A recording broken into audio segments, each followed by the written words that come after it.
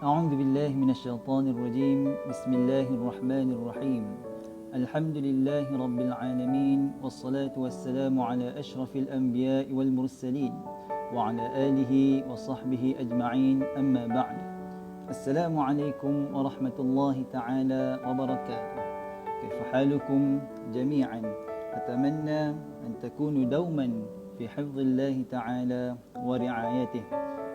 سورة البقرة، Surah Al-Baqarah mempunyai ayat yang paling panjang di dalam Al-Quran, 286 ayat.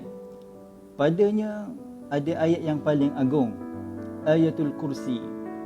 Padanya juga ada dua ayat, yang mana ayat tersebut Nabi SAW pernah bersabda, Inna Allah kataba kitaban qabla an yakhluqa as-samawati wal-ard bi-alfi 'amin. Sesungguhnya Allah Subhanahu wa taala pernah menulis kitab sebelum penciptaan langit dan juga bumi, selama 2000 tahun sebelum itu. Anzala minhu ayatain. Kemudian Allah Subhanahu wa taala menurunkan daripada kitab tersebut dua ayat.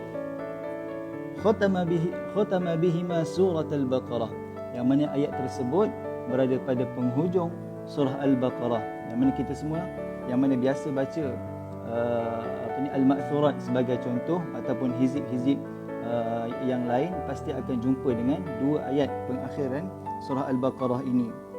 Kemudian Nabi SAW bersabda, wala yuqra'an fi darin ثلاث ليال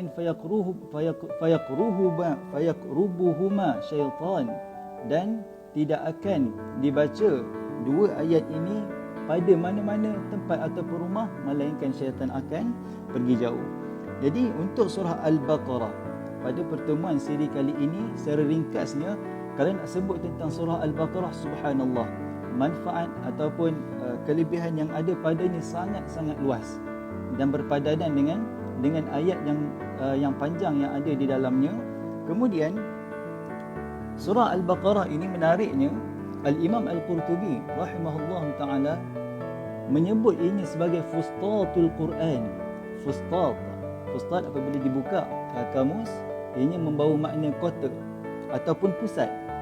Bermakna surah Al-Baqarah adalah merupakan pusat kepada Al-Quran. Semua hukum hakam ataupun semua yang berkaitan dengan akidah, berkaitan dengan akhlak, berkaitan dengan syariat, semuanya berada di dalam, hatta permasalahan dunia dan juga akhirat. Subhanallah, bagi yang meneliti dan meneladani ataupun mentadabburi surah ini, sudah tentu dia akan menjumpakan pelbagai solusi terhadap permasalahannya di dunia dan juga di akhirat.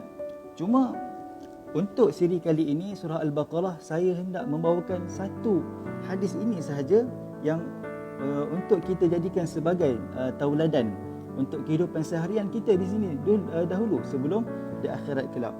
Nabi SAW pernah bersabda, dan riwayat ini sahih di dalam sahih Imam Muslim. Sabdanya SAW, Iqra'ul Quran, bacalah Al-Quran, baca. Nabi tak suruh, Nabi tak kita hafaz, Nabi kata bacalah Al-Quran secara keseluruhan. Jadi potongan sentence ataupun ayat ini Nabi SAW bagi umum dulu. Iqra'ul Quran, bacalah Al-Quran, fa innahu ya'ti yaumal qiyamah syafi'an li ashabi. Kerana sesungguhnya pada akhirat kelak, hari kiamat kelak, apabila ia datang, ianya akan menjadi syafaat bagi pemiliknya ataupun bagi orang yang bersuhbah, yakni menjadikan Al-Quran sebagai sahabat, melazimi Al-Quran yang ini. Kemudian bahagian yang kedua hadis ini, Nabi SAW mengkhususkan lagi daripada Al-Quran itu dua surah ini sahaja. Nabi SAW bersabda, Iqra'u az-Zahrawain, bacalah dua cahaya ini. Apa maksud cahaya ini? Al-Baqarah wa Ali Imran. Surah Al-Baqarah dan juga Al-Imran. Dua surah ini Nabi SAW sentuh secara khusus. Fa innahuma, kerana sesungguhnya dua surah ini ya'tiyani yaumal qiyamah ka'annahuma ghamamatan. Dua ayat ini datang di akhirat kelak seumpama ghamamatan, dua awan. Awan yang besar yang bercahaya menutupi kanan dan kirinya, di atasnya. Ataupun ghayayatan dalam riwayat yang sama. Au ka'annahuma firqan. Nabi SAW buat dua analogi di sini. Yang pertama seumpama awan, yang kedua seumpama sekumpulan burung yang sangat putih, bersih, bercahaya, penuh, seumpama awan juga tadi. Nak ceritanya betapa besarnya yang memayungi dia di akhirat kelak bagi orang yang membaca dan bersuhbah dengan Al-Baqarah dan Al-Imran. Kemudian pada hadis yang sama, Nabi SAW khususkan pula. Tadi kita sebut, Nabi SAW sebut Iqra'ul Quran secara umum, Al-Quran. Kemudian bacalah surah Al-Baqarah, Al-Imran. Kemudian pada bahagian yang ketiga hadis yang sama ini, Nabi SAW khususkan pula untuk Al-Baqarah. Subhanallah, Iqra'ul Baqarah, bacalah Al-Baqarah.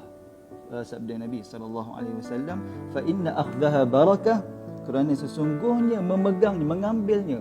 Apa maksud mengambil? Bukan hanya sekadar mengambil mushaf, kemudian tengok, baca sikit-sikit, lepas tu tinggal. Tidak. Maksud akhzuha kat sini, Al-Imam Al-Munawi dan juga Syekh Mulla Adi Al-Qari menyatakan maksud akhzuha, yakni al-muwazabatu alaiha, yakni melazimi Al-Quran. Wa tarkuha hasrah, dan meninggalnya menjadi suatu penyesalan. Dan wala tastati'uha al-batalatu as-sahara, dan sihir ataupun dukun ataupun segala bentuk jin dan lain-lain semuanya akan terbatal dengan surah Al-Baqarah. Maka lazimilah ia di dalam diri, untuk di rumah, supaya ini yang saya sebutkan tadi, ini supaya menjadi barakah, bukan sahaja di rumah, malah barakah juga di akhirat kelak. Aqulu qawli hadza wa astaghfirullahal azim li wa lakum, ila liqa'in akhar. Assalamualaikum warahmatullahi taala wabarakatuh.